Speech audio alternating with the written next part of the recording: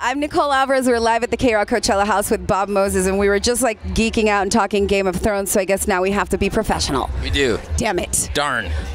First thing that I'm going to say to you is thank you, because you play tonight in just a few hours. We do. So the fact that you're even here, I would need to be like locked away, focused, trying to get my A game on, and you guys are like casually chilling at the KROQ house. We always got time for KROQ, man. Well, here's a little pro tip. So a lot of people say that, but like, you know, my theory is the old bait and switch. So like a lot of people, I feel like if you isolate yourself before your show, you just get time to get more nervous. But if you're hanging out with your friends and doing stuff, and then you just go up on stage, it's like, oh, you're just hanging out with a lot more friends. I mean, you guys have pink fans, so say no more. And the little pink fans. You know? We got that just for you, Tom. Thank you. You had me at pink fan. I was here. I was like, let's go. You know, I love your story. If ever there was a fated duo, tell me if I'm wrong in the order of this, but you knew each other in middle school. I wouldn't say you were friends, but you knew each other in middle school, right? Correct. We were friendly enough. Friendly enough. Yeah. So like friendly we should start acquaintances. Saying we were arch enemies. Yeah.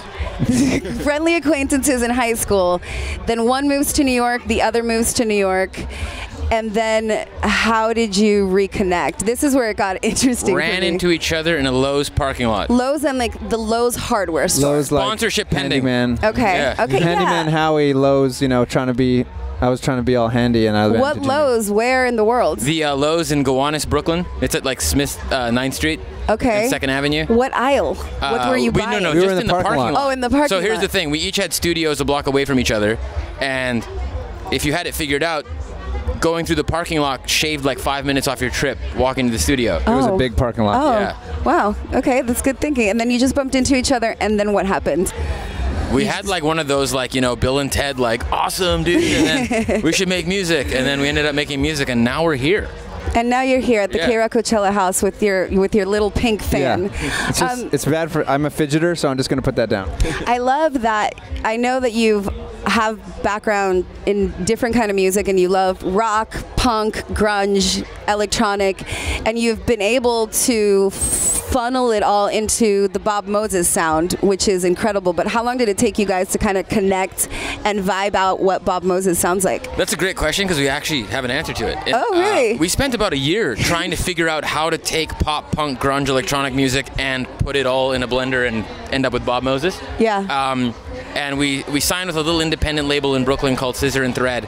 And the guys there were making really awesome sort of instrumental beats. Yeah. And when we started writing songs and melodies over top, it just worked. It was kind of like, you know, like Reese's Peanut Butter Cups, they had those ads that were like, you can't just take peanut butter and you can't just take chocolate. Yeah. We found out through them how to make what we do today, you know? Yeah, we had, the guy who ran that label was Francis Harris, and he was sort of a bit of a mentor for us.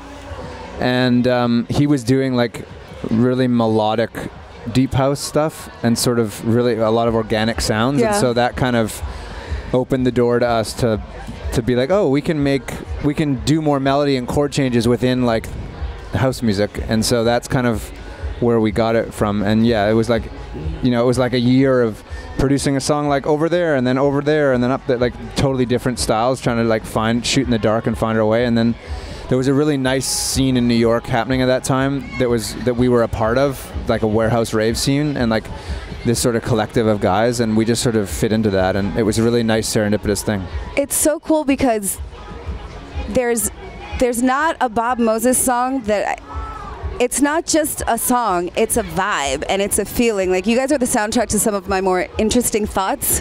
Oh, thank you. But I imagine that when you finally connected and found your sound, would you say it's pretty easy to kind of just feel out music? You don't go through like the writer's blocks or anything like that, because you're feeling. We just have sometimes there's writer's block, but I mean, we kind of have like it took a while building up our filter sort of what, you know, putting certain ideas in the Bob Moses sound, and now it's just really second nature to us. So I think like just the sounds we gravitate to in the studio and like the chord changes that we do are sort of, we try to not think about it too much and just let it happen, and it all kind of works with that sort of dusty deep house mixed with like it's 90s chord changes, you know, like. Yeah, and we bring out the best in each other. Like, you know, we push each other, but we also are like, sometimes if someone's nervous about an idea and you just share it, it ends up the other person's like really gravitates towards it and helps you finish it. So it's like there's a really good, you know. You can actually see it. Like, it's obvious, and I just met you, but it's very obvious that you two just have a really good dance. Yeah,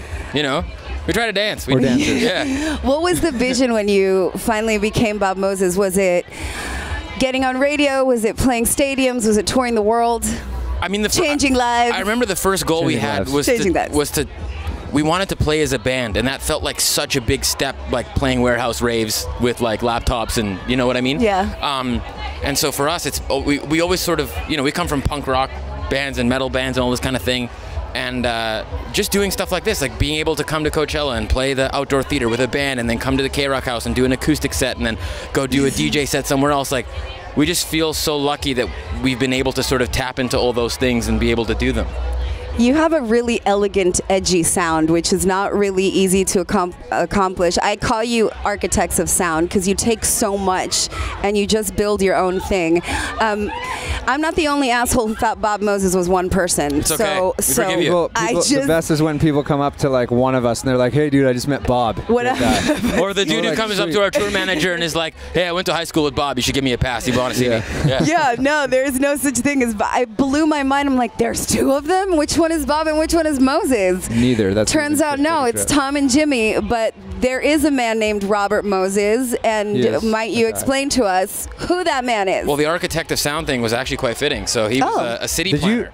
You thought of that ahead of time, didn't you? Yeah. Or was that just stroke of genius? Yeah. Architect of sound. I'm like, no, that's what you are a genius. That's what you guys. I am a genius. Fine. He was an architect in New York. He basically built modern day New York. Yeah. And he did like all the highways and arteries. He built New York? I mean, he was the city planner, and he was like a very controversial figure because he sort of was a bit of a... He had some darker sides to his personality, and he really rose to the height of... he was way more powerful than he should have been for a city planner because of his role in New York and what New York represented in like the 40s and 50s. And when we started, we were all going to be like part of a New York vibe. Like everybody they wanted everybody in the label to be like... parts of New York, so it was sort of a quip on Robert Moses' name, shorten it to Robert. Is that your way Bob. of like, it's like a love, kind of like a love note to New York? Yeah, sort of. Yeah? Okay, that's so cool. So Coachella's tonight. What's the state of mind that you're in before playing like one of the biggest festivals in the entire world? The old bait and switch trick. Hang out with your friends, don't get stressed out, have a good time, and then go hang out with a bunch of more friends on stage. Couple drinks? Yeah. I'm excited. Drinks. I'm stoked. I'm not really nervous. I'm just like stoked, you know? No, you shouldn't be. You're one of those artists that's also perfect for the desert. Like you were just built for this particular scene and the mysticism that the desert has. And the sunset. Yeah, and sunsets oh and my deserts. God, you're playing at Magic Hour, aren't you? Sunset. It's kind of like we have a friend who's always like, "Man, you need a sunset song and you need a sunrise song."